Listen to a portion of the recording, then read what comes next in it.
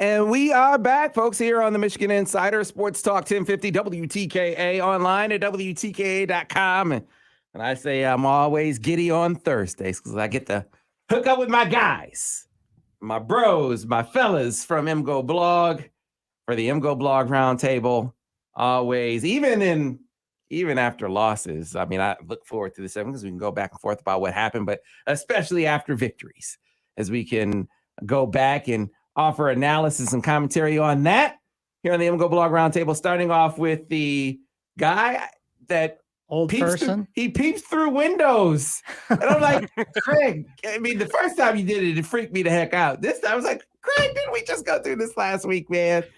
Yeah, we'll get it solved. Craig Ross here in studio this morning. And so glad that we can have you back in the house, Craig. It feels like normal. Yeah, I love being here. I'd much rather be here than be in my basement looking at a computer terminal. It's just nicer. Yeah, and I miss seeing you and Ira anyway. So it's just pleasant to be here. It's good to see you, Craig Ross in studio. And then the miracle of technology. It's like he's here. Seth Fisher from MGoBlog with us. Seth, how are you this morning? I am the only one of us wearing maize. I just want to point this out. Well, all the rest of you guys aren't in your maze yet. You're supposed to be in maze all the time. All week? Oh, really? Yes, all week. All week. You're not supposed to change the clothes either. You just kind of like put your maze clothes on, and then we're all going to get to the stadium just like reeking. So Washington gets like, what is wrong with these people? Oh, yeah. There we go. Ira put his maze on. I've been wearing. I just had long sleeves over it. Yeah. Do we have maze polos, Ira? Do we have to put that on? No, we don't have maze polos. We are kind of excluded. We're in the booth anyway. We're not in the stands. I understand that. But I am going to be wearing maze to walk around tailgate all day, though. We have blue polos. We have white polos. Why don't we? The maze ones were not. They had black stripes on the side, and I wasn't wearing Steelers colors. Oh, okay. Oh, far be it. I mean, of course not. Never for a Ravens fan, right? But guys, we all had expectations heading into this game about what we would see, how they would look. What the score would be. I did not have Michigan. I had them sort of pulling away in the second half of this game, winning comfortably after a half where it was sort of back and forth. Well, move that up a quarter because it was back and forth in the first quarter. And then from that point on, from the second quarter on, Michigan really asserted itself and took control of this game. I'm curious how the outcome and what led to the outcome, sort of fit with your expectations heading to the game. Craig. Well, I'm not particularly surprised by the offense. Michigan gained over 550 yards, but the Western defense is terrible. They were terrible last year, and so it was easy to predict that. I was a bit frustrated, like many fans, early on when this isn't exactly speed and space. This is like mud. You prepared me for it. Yes, it was mud and sludge, and early on, and I have a friend who I heard his voice in my head saying, "Just shoot me now," early in the game. But when Michigan took the top off the defense on one or two plays, I think Seth pointed this out. The linebackers sort of slid back a bit, and then the next thing you know, Michigan was running it up, quite efficiently. But in the end, that wasn't a huge surprise. The surprise to me was how well the defense played. And the truth is, without a taunting penalty and without I think it was a roughing the kicker penalty, Western might not have scored at all in this game. And Western should have, and I mean, they have a good quarterback. They have an experienced offense, and I'm guessing they're going to score a lot of points this year. But the Michigan defense really played quite well. Mm-hmm. Seth? Yeah, I was surprised they passed as much as they did. That the running game was working so well. Why would you ever want to go and pass it again? I guess like once you got your backups in, then you might as well test them. But 3-4 passes, isn't that a little excessive, Sam?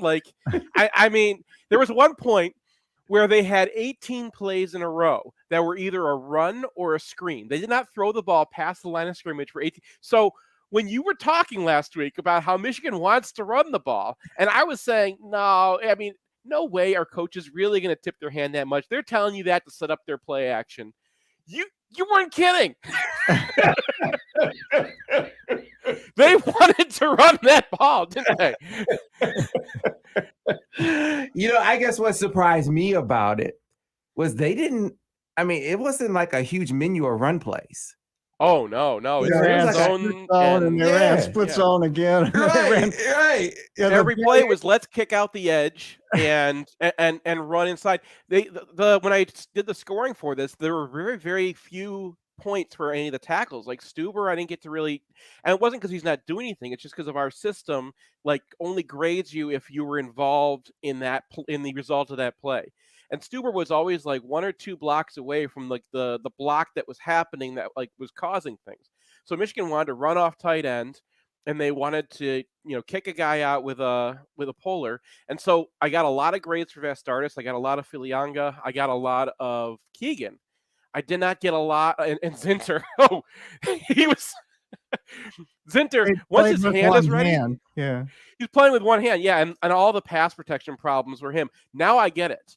Because Zinter could not pass block, and every time he made a run block, that guy just moved. It was just like he was just ejecting people, and not even the bad people. Like I talked about that Ali Fayed guy a million times. So I'll do it again because he like was blowing plays up by himself, and then he hit Zinter, and all of a sudden, cling, like he's gone. Yeah, it was.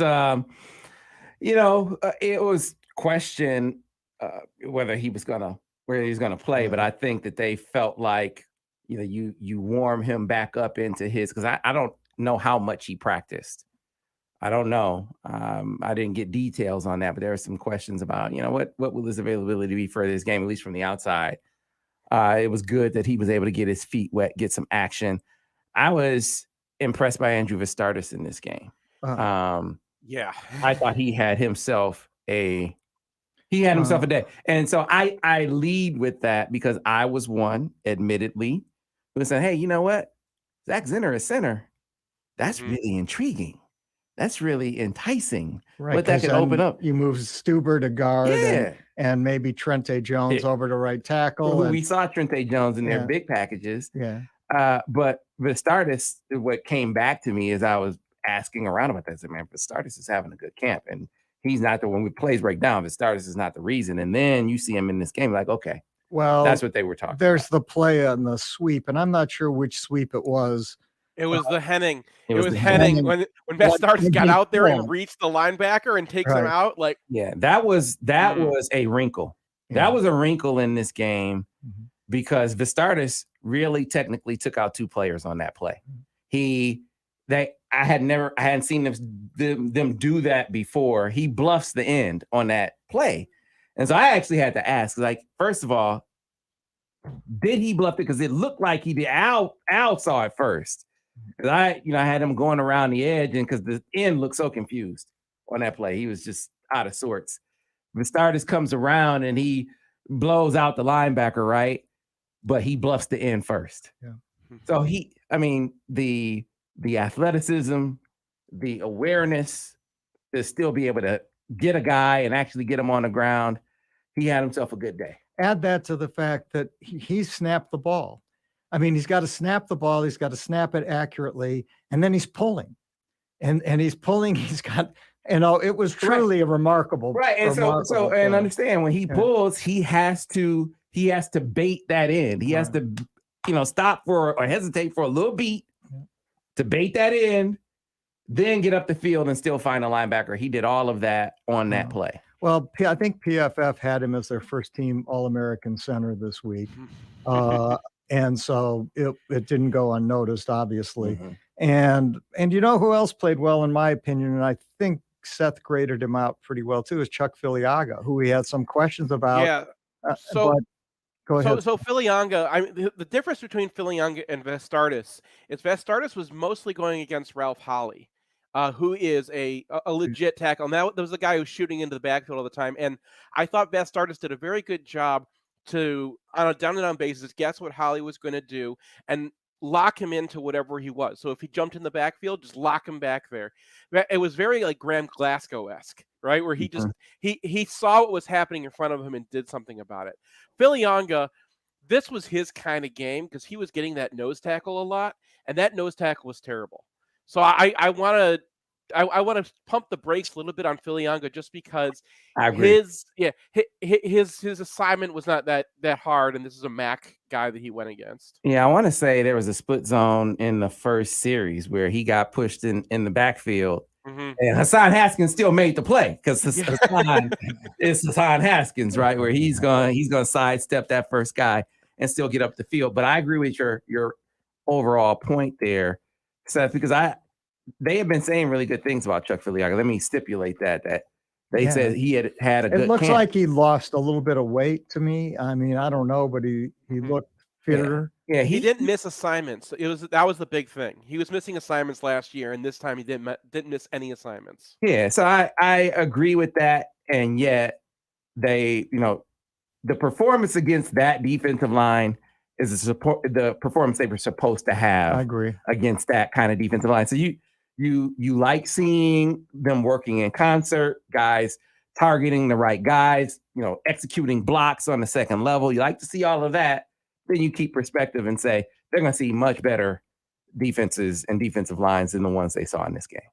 Yeah, I mean, we'll see this week. I mean, even though Washington was dreadful on offense, they still seem to have a pretty good defense, even, was against Montana, but I suspect that it's going to be a much more difficult task than Western Michigan's defense, which isn't good. Right. So we didn't see an array of offense in this game, right? We saw an establishment of identity. This is an identity game. We're working on our identity, not showing our hand, only busting out a wrinkle or two. Like I did ask, did you guys ever bluff and pull and bluff the end, or pull the center and bluff the end with the center last year? And they hadn't. So that was a wrinkle. Yeah. That was new. It led to a score. But clearly there weren't many plays of that variety, things they hadn't done before in this particular game. We will see if they unload more in this next game. I anticipate they will, because did you guys see a single pin and pull? No, A there single was G play? No, there were no pin and pulls. There There was the one of the end arounds looked like a pin and pull. Sorts. I did see some Matt Weiss things where the motions, I think, are more complex for the defense to read than they were last year. Last year, a lot of the motions were just let's just flare our running back out, and that's going to take a linebacker out of the game. And this time they were doing a lot of things where one guy is motioning across, and then another guy comes across too, and then you get some counter action in the backfield. And those are really hard plays for the linebackers. And one of the big Corum runs early on was, I thought, basically just that. They have so many motions going across that the linebacker just can't figure out what his gap is. And then, you give Corum that one little inch, and we should talk about Blake Corum, right? Yeah, because the play you're talking about, I remember that.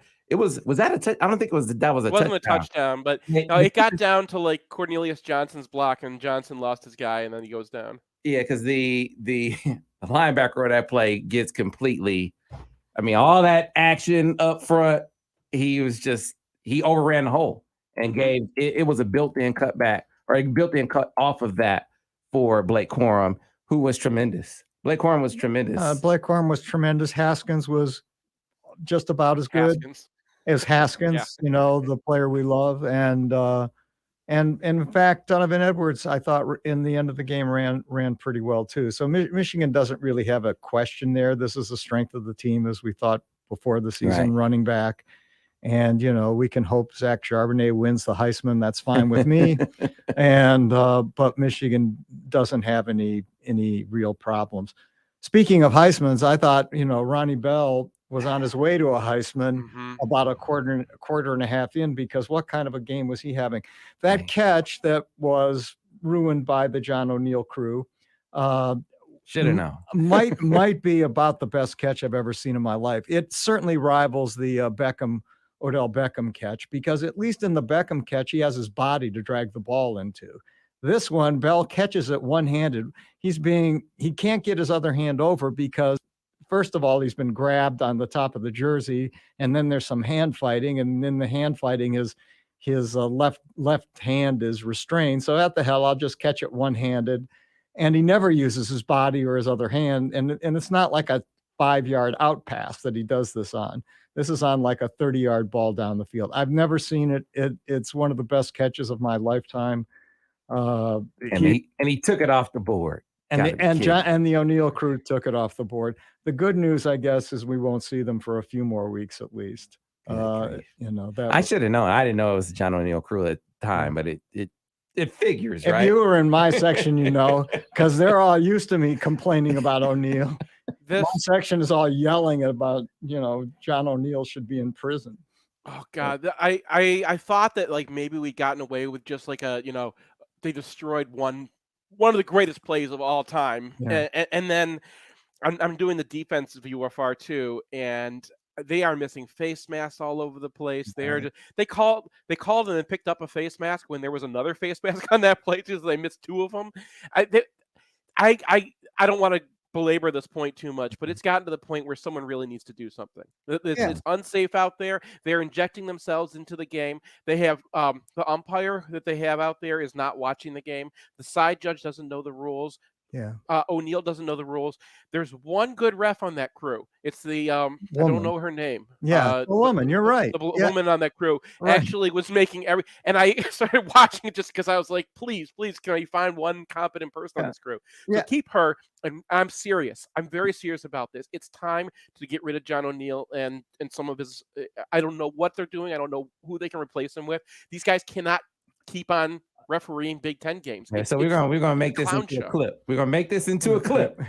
Get rid of John O'Neill. That is going up. I'm saying it now when in a game that did not matter, right? Because it's going to matter. I mean, this time they took away a beautiful catch by Ronnie Bell 2 plays before we lose Ronnie Bell for the season, right? And that's emotional. But I mean, it's every single down. These people are screwing something up, and I'm saying it now because I don't want people to like come back and be like, "Oh, it's because they're terrible to Michigan or whatever." They're terrible to everybody, and now is your opportunity to get rid of this crew. It needs to happen. And Seth, on this point, just briefly, they did the Nebraska-Illinois game, and I'm no Nebraska fan. I can't stand Scott Frost. I don't like his mom, but they just hammered Nebraska in this game. There were 6 brutal calls, and those brutal calls gave the game to Illinois, and they all went against Nebraska.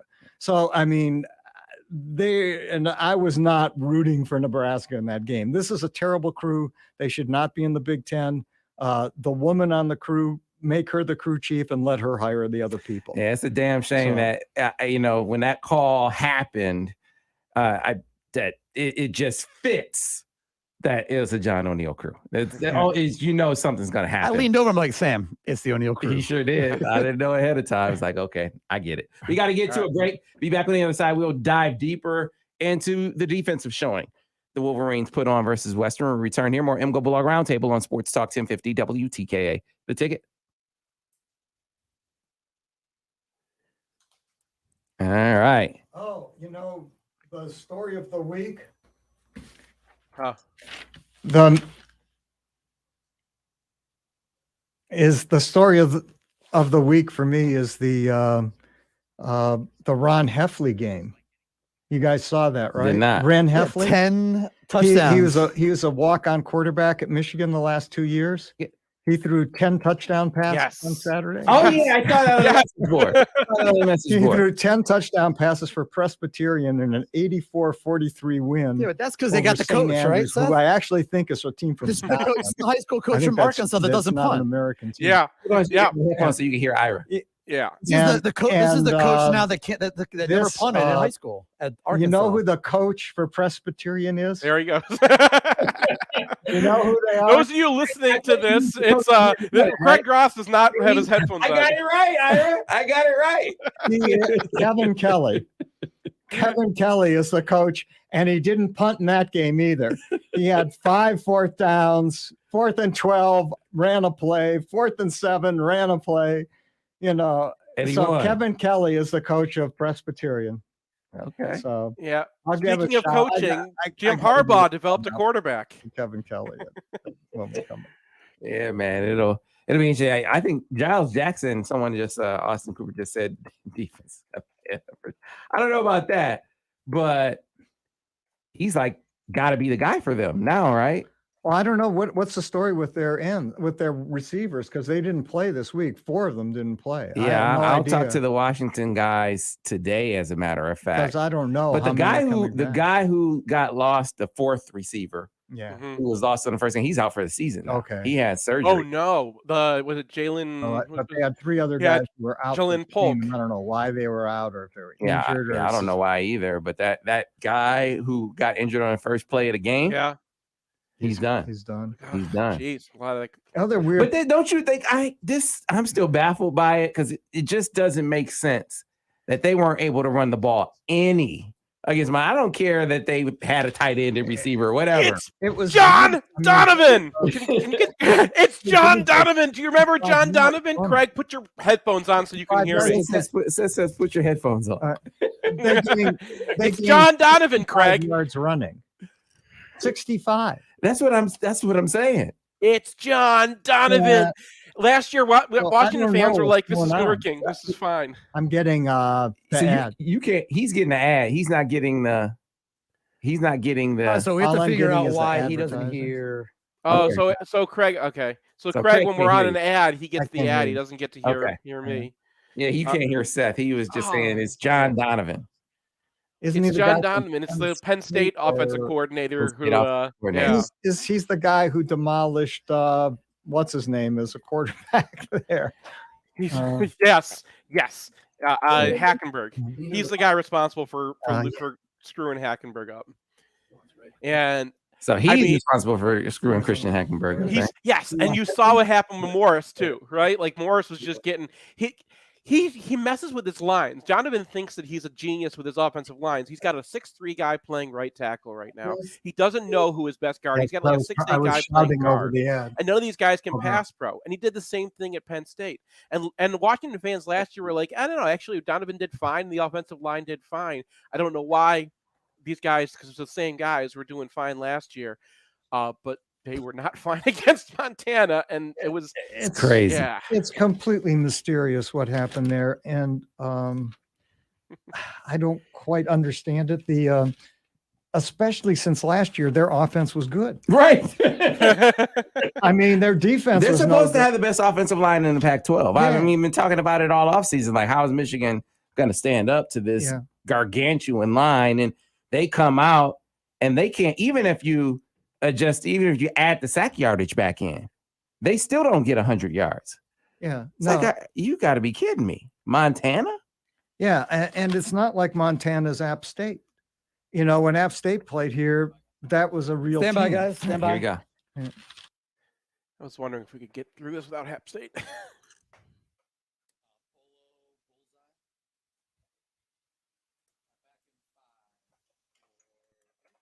We are back, folks, here on the Michigan Insider Sports Talk 1050 WTKA, online at WTKA.com. We're live here inside the Emden studios. Before we get back to the MGoBlog Roundtable, it's time for the weather report from my guy, Mr. Ira Weintraub. What does the forecast call for?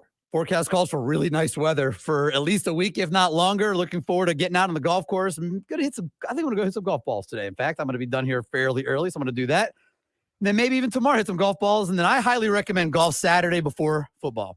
But if you want to take advantage of great golf all year long when the golf season is open, or the grill all year long, the indoor workout facilities, check out our friends at the Polo Fields. You can visit them at polofieldccmi.com for more information. That's polofieldccmi.com for more information. All right, we are back now with the MGoBlog Roundtable crew. We have Craig Ross and Seth Fisher with us. And so, Seth, what did you think of the defensive performance for the Maize and Blue? So at first I was like, "Oh no," because it was they came out in a nickel, right? So that part we guessed right. Their base is really that 2-4-5 nickel, which is really no different than when Don Brown was running out there, except for Dax Hill is your space backer. But then they were so vanilla at the beginning. And then I think it was the third drive, all of a sudden they start doing things, right? They start dropping their defensive ends into and start blitzing with guys that you don't expect, and start bringing the safeties down and double blitz with the safeties. And that's when it started working. And I think right there, that was the difference. That when they're playing at vanilla and you're letting them sit back and know that you're getting a cover 2 zone or a cover 3 zone right off the top, and you can just throw those outs, that they were getting gashed a little bit. And then as soon as that stopped, really it was just the O'Neal crew and a couple linebacker mistakes, and that was it. Well, I mean, first of all, Dax Hill had an unbelievable game, in my opinion, especially in stopping the bubble screens. I mean, the bubbles went nowhere. Vincent Gray made a nice play on early on too, on one that was demolished by a taunting call. But the Legit, by the way. yeah, that Yeah, was that we're not was- saying that was a refereeing. that was just a Scott. Yeah, but I mean, Michigan played the bubble screens great. Really, I mean, and the yards per pass attempt were 4.84, which I guarantee you is probably lower than what Western has done in a long time. And so all around, Michigan played I felt a tremendous game. I saw some complaining they didn't have a lot of pass rush, but Western was getting the ball out very quickly, so that sort of minimized that. I mean, felt, Aiden was close a lot of times. Yeah. Like if the play where he just if Ellaby holds it like a beat longer, it would have been a sack. He got destroyed, but the linebackers allowed the inside receiver to get like right down the middle of the field, so he was able to get rid of the ball in time. But those are the kinds of things that you feel like are going to get cleaned up some the more that they play. And in my opinion, Ellaby is probably one of the best 3 or 4 at worst quarterbacks we're going to see this year, and maybe better than that. I mean, he was he was pretty bad in this game. Like he was throwing short. He was even when he had time, he was missing, especially at the very beginning. I think getting into the big house in front of people kind of messed with him. That's possible, but he was very good last year. So I was very heartened by what I saw out of the defense, and we'll see. Although I'm not sure of the Washington's offense. Although the Washington offense is mystifying because last year they scored a lot of points. They scored a lot of points last year. Yeah, I am. And so I'm not sure what's going on. I'm genuinely shocked by what was on display. I mean, that, losing to Montana in and of itself is going to be shocking, right? But it's how they lost. It's how they lost that they couldn't move the ball. They could not run. They could not run the ball against Montana. 65 yards rushing, I think, in 29 carries. Yeah, with 5 returning starters on the O-line. And I've said it so much, people know the stats, 6'5", 325 across the front. You can't run the football for 100 yards against Montana? So, I mean, what's going on? Something's going on over there.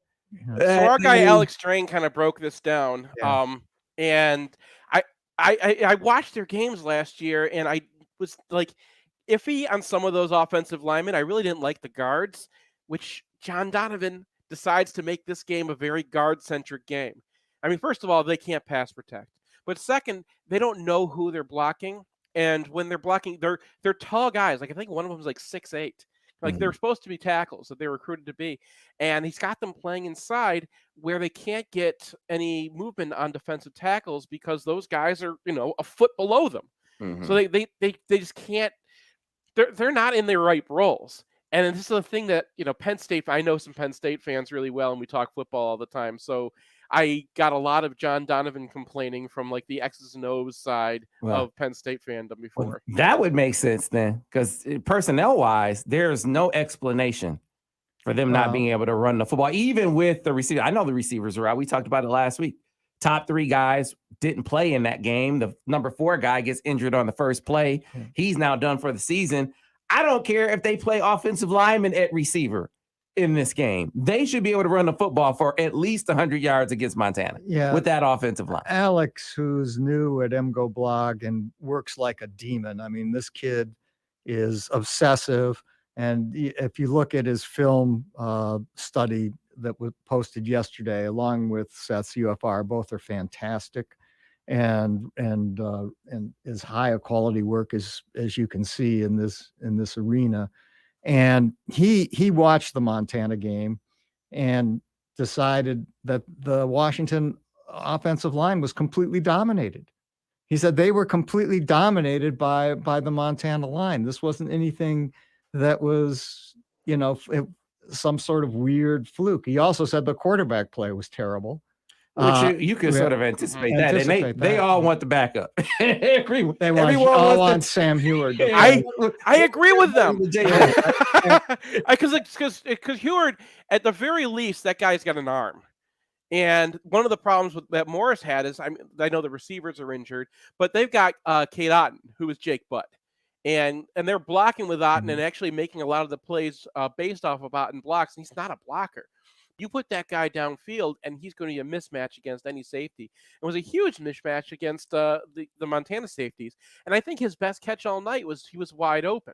So, like, they're scheming to try to get that guy open when all you have to do is scheme to get that guy in a single matchup with a little bit of leverage. And again, John Donovan is such a bad offensive coordinator. I don't know how this guy got another job. But Seth, you're okay. This explains a lot because, like, I'm going to be talking to the Washington guys for our preview. But one of my questions was going to be, like, is something going on internally with your team or with Washington? Like, what? Because you got to explain how you're this bad running the football. It doesn't even matter to me what you're missing when you're this bad with what's supposed to be your strength. Like, you shouldn't have to call a single pass play with their offensive line against Montana. You shouldn't. I mean, I'm just looking at the Washington scores from last year. Now, they only played 4 games. I'm not sure what the Utah score was. They beat Utah, but they beat Oregon State 27-21, 44-27 against Zona, and they lost to Stanford 26-31. So their defense looks pretty bad. Their offense looks like it's effective. I don't know how they can go out and score 7. And that was on the first drive. They scored 7 points on a scripted drive on their first drive. They scored nothing thereafter against Montana, an FCS school. I don't know. Yeah, so let's talk about Michigan's defense for a beat here, guys. Look, this was not the Western game was not going to test them in the way that I thought would be preparation for Washington, right? This is not a it's different. This is not a stalwart running team. The test was going to be, how do you hold up on the back end? I think we covered that a bit. And just to touch on that for a moment, I want you guys' opinion on this. Dax Hill was a huge part of their disguise. Right. The way that they use him, he could be an All-American. If the first game was an indicator, and you can't make any judgments on one game, but he's all over the place. Yeah, I mean, more than an All-American, perhaps from his point of view, he's a first-round draft pick. And because if you can play corner, if you can cover guys, you can slide him to safety too. But as a slot corner, he's a first-round NFL pick. Just compare and contrast. So Michigan is 3rd and 3, and Western goes 0 coverage, and they wind up with a safety on Ronnie Bell. Yeah. And they're just, you're licking your chops. Sayonara, it's a touchdown. If you flip the script, that's Dax Hill that would be on that receiver. It's just a luxury most teams don't have. He lined up outside a couple of plays, but at the nickel, Seth, his ability to blitz, to play the run, to be involved in their disguises in a huge way. So he can fake a blitz, achieve depth on his drop, still rally to the football and make plays at the line of scrimmage. It's just athleticism and versatility that if they can play him in nickel mostly, and I'm saying if, because good first game for the corners, good first game for Vince Gray, confidence builder. I'm not ready to say that problem has been solved, but a good start. But if those guys hold up and you can keep Dax in that position at the nickel, the way they're using him, he could be All-American, Seth. I mean, they're using him exactly how we used Peppers in 2015 before pre-Don Brown. And the difference between that and Don Brown is Don Brown had him doing a lot more linebacker things and locked him to the tight end side, where he was more of a true nickel in 2015. And Dax Hill is perfect for this role. The 3 times they tried to edge him, and there was a fourth I thought in there too, which was just a running back kick in the flat, and you cannot edge that guy. And how do you defeat teams that play in space, that try to spread you out and give you and use all that space in between there? It's speed. You have the guy sit back, and he actually has the speed to get in and play that. So Michigan played with a soft edge a few times where they could actually just did not have an outside linebacker on that side because Dax Hill was your outside linebacker. Now the next step is maybe not John Donovan because he's an idiot, but we'll face an offensive coordinator who's going to know how to scheme him into more linebacker jobs. Because if you just have that guy playing nickel, he's going to kill you all day. And if you try to test that guy in the edge, it's going to kill you. And that takes away so many scary things that you can play your base defense all day against RPOs and they can't get you because you have that ability. So that's huge for him. The rest of the defense, I want to throw some flags out there. I was very concerned about the zone coverage. Jamon Green is a way better man cover guy than a zone cover guy. He was lost on a lot of zones there. Their cover 3 needs a lot of work. It's like high school level vanilla right now. And cover 3 does not cover out routes anyway, but those were more open than they should have been. And the linebackers, I think Josh Ross is too much on his plate right now. Yeah, so they were. I thought the linebacker position was the one that was maybe the biggest sore spot for them. Ross specifically. Bad eyes on a couple of occasions, bad eyes in the red zone. I think that one was Nakai. Josh had some moments in coverage. The one where Aiden almost kills the quarterback. Yeah. If Josh can if he can redirect that receiver a bit, just get a hand on him, impede him a little bit, Aiden Hutchinson gets that sack. Yeah. And so I look at it this way. This was a team that they played a lot of one type of zone, and they were mostly a man team. This is all new to them. And so I'm not surprised that they have some holes. I'm curious what you guys think of, when I talked to Steve Klinkscale coming in, he said, we're going to be, I think you got to be a little bit of both spot drop and pattern matching. And when I mentioned that to Vance Bedford, he was like, what? like both? Really? He's like, that's going to be interesting. And I think his reaction illustrates the point, especially with these guys coming off of a really limited conceptually defense, that they probably are equipped to do all of that right now. I think they got to get good at the base, get good in spot drops, and then maybe you can expand upon that down the line. Well, for a team that has some ability at covering in man, wouldn't pattern matching work better? I mean, it's just tougher to teach. Yeah. Tougher to teach, longer to teach. Mm-hmm. So there's a reason why Michigan State holds on to their players until their 20th years before they even get them out there, or did under D'Antonio, right? That is a tough defense to learn. It's easier to teach the cover 3 version of pattern matching, but that ends up just being man a lot of times. So it's not very, very different than cover 1. And so I think this team could be a good quarters team eventually, especially if you just lock Jamon Green to a guy. But you have two cornerbacks, and I think that the prediction was correct that Vincent Gray is the second cornerback, and despite all the talk, and they just couldn't say it but Vincent Gray had a good game because they were playing zone, and that's his wheelhouse. So you've got one cornerback who is really good in zone and might be a liability in man, and you have another cornerback who is really good at man, and it looks like a liability in zone. So I think that maybe split coverage is the answer. Teach them cover 6. Yeah, although with Vincent Gray, and I made it a point to do this all week. I mean, his best play came in man-to-man defense. Yeah, and he's locked up on like a dude. It's at least speed-wise. The receiver he's covering is one of the fastest guys in the country. Is he? And he had Vincent Gray beat. He had Vincent Gray beat by a step and a half.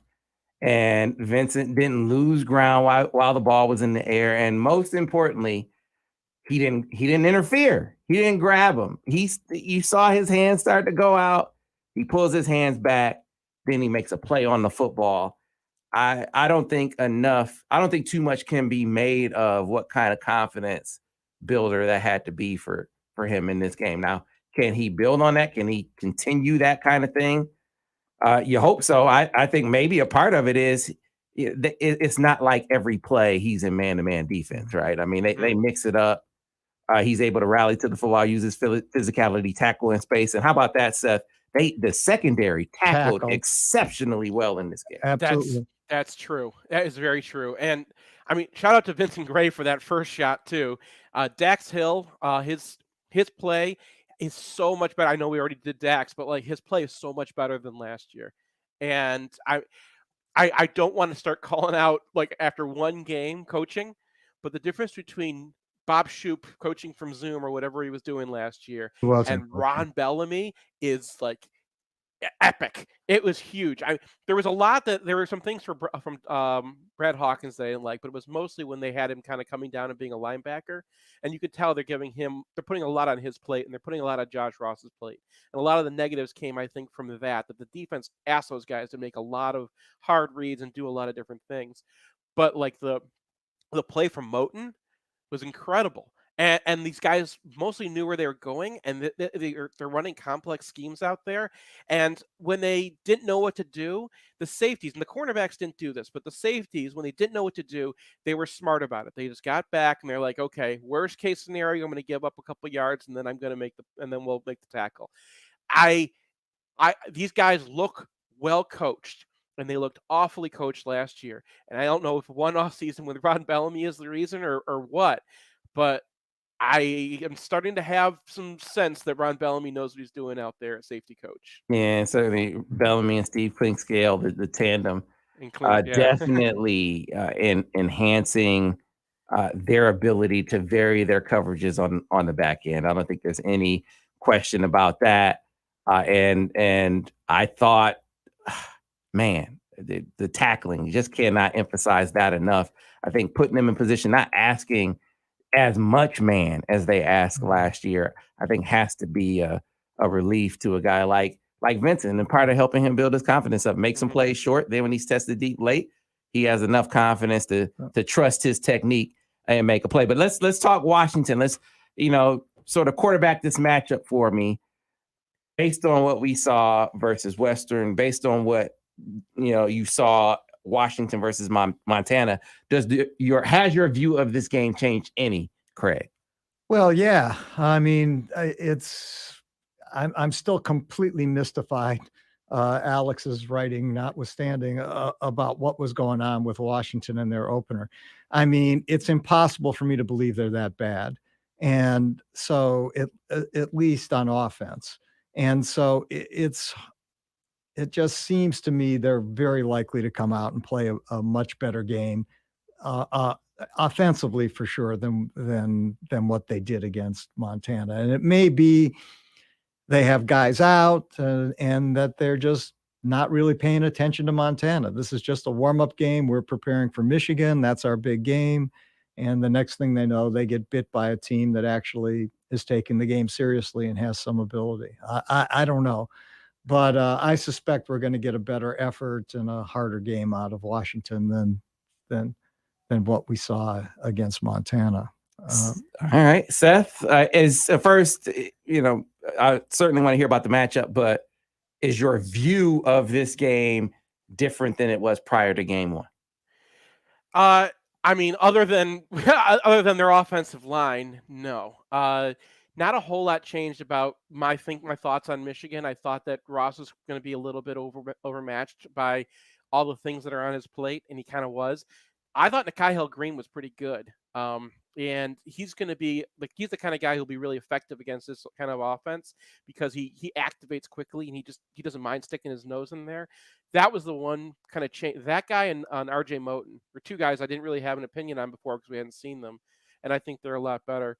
How did Colson play when he came in? Because my impression was he played pretty well. He looks good. He's got the difference in athleticism. When he's running the guy out of bounds between him and some of the other guys is remarkable. It's just, now I don't think he's got the defense down yet. And like I said, there's a lot on Josh Ross's plate. Yeah, it's funny. Hilo, we talked to him in the preseason, and he said he can run. The question is, can he find his way to the bathroom? Because he said basically his point was he can run fast. We just gotta run him in the right direction. So he's still learning the defense. Was the point? Jimmy Lake. I mean, I know there's all this talk about Michigan's coaching staff and Jim Harbaugh, but I wonder if the pressure isn't greater on Jimmy Lake heading into this game. I mean, yeah, Lake is going to have a Michigan game plan, I think. And defensively, we haven't seen the faux film yet, but defensively, I mean, they got Tuli and Taki up front, and that is Sam Taki Taimani and Tuli Latuli Gasanoa. By the way, Somebody's been practicing. We need you to have a cameo appearance. Where do you see Grapentine tomorrow night? Saturday night. He is ready. That man. It took me 5 years to be able to say Antetokounmpo. Yeah. Adefawano Lefosio. He's their linebacker. He's kind of a Devin Butch type. Wait, how did you say that name? Because Jim just said number 48. He would need to say his name. So what's his name again? Lefosio. I mean the first name. Oh, Edefwan. Edefwan. Edefwan is I think that's correct. I looked it up on the thing. Am I right? I'm impressed, Seth. All right. Give me a winner and a score in this game, guys. Winner score. Michigan wins this game, low scoring, 24-9. Wow. All right. Seth? Yeah, 33-14. I think this is a good just a good old night in the big house. Dude, if they do that, I mean, the momentum I think it could help them have in recruiting. This is a huge weekend for Michigan. This is just huge. It's one of the biggest games really in a while because the fans are feeling good. It's a night game, but hopefully it'll be a maze out. I mean, Michigan fans are like herding cats, but that's, you never can tell. And you got a lot of people who are interested in, is this a place I want to go to school and I want to play my. What percentage do you think are going to be in Mays? Because, like you said, Michigan. I think 80%. 80%. I think they'll show up in Mays. 55. Sam, you are quite optimistic. Really? You don't think they'll show up and show out in Mays? No. If you take the student section out, I would go below 50%. Yeah. If you take out the students, man. I mean, Michigan fans are the sweatshirtiest fan base in the country. I haven't been to a game in years. It's been hyped up for a while. And the temperature's going to drop at night, and not everybody has a Mays jacket or sweatshirt. Yeah. They need 100,000 extra double XL Mays t-shirts on seats. Pom-poms. Put Mays pom-poms on every seat. That's what they should do. That's what they should do. Come on, man. Give us the towels again. This is easy. This is especially if you're going to have the O'Neill crew. You need to have towels out there. We're not getting O'Neill crew this week. We got to get out of here as we do. We're fired up about Michigan, right? Fired up about this night game. I'm fired up about the start of the NFL football. I'm starting the National Football League. It gets underway. Right now, my Lions are in first place. Yeah. My Lions are tied for first place. Excited that the season gets underway. And one of the most exciting things, Fade them. one of the most exciting things about going to Lions games is tailgating at the Lions VIP tailgate, brought to you by bullseyeeventgroup.com. Great packages that get you into the tailgate 3 hours before the game and the game. You can get more information at bullseyeeventgroup.com. But all you can eat and drink 3 hours before the game, that's grilled filet mignon, mac and cheese, 12-hour pulled pork, twice roasted chicken wings, gourmet cheeseburgers, market salads, fresh donuts. You got tacos, you got nachos. You go down the line. And then, of course, the adult beverages, soft drinks, got it all covered. Even something for the kids, the Xbox gaming stations, over 10 of them there at the tailgate, located at 1331 Broadway Street. That's located at the old Punch Bowl Social Building, which is 3.5 blocks from the stadium. A 3-minute walk to Ford Field. That's the Lions VIP tailgate, bullseyeeventgroup.com. That's where you can get your tickets and more information. We got to get out of here. Be back tomorrow on the Michigan Insider on Sports Talk 1050 WTK.